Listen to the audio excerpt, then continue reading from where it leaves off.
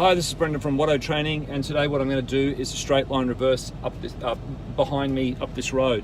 So first of all, I'm parked in next to my curb. I've got about 15 centimeter gap between myself and the gutter. Next, I do my 6-point checks around the vehicle. I check straight ahead, I check behind, I check over my shoulders, and I check my mirrors as well. That adds up to 6 checks.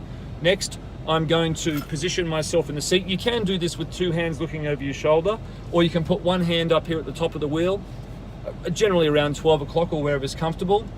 And you can have a bracing hand on behind this seat, the passenger seat. So I'm making sure it's all clear. No signal, no indicator.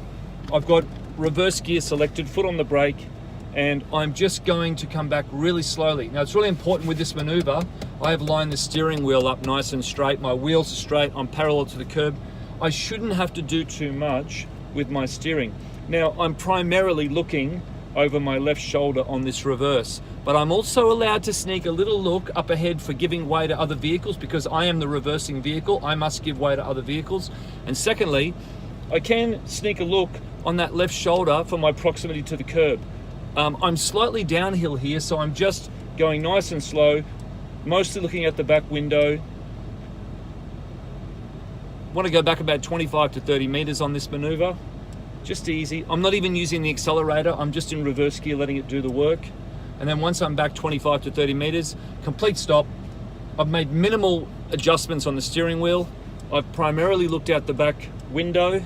There haven't been any vehicles that have come along since I've been doing the maneuver, but I have been doing my checks as well to make sure that's all clear. If you've got any questions or comments, please leave them at the Watto Training YouTube page.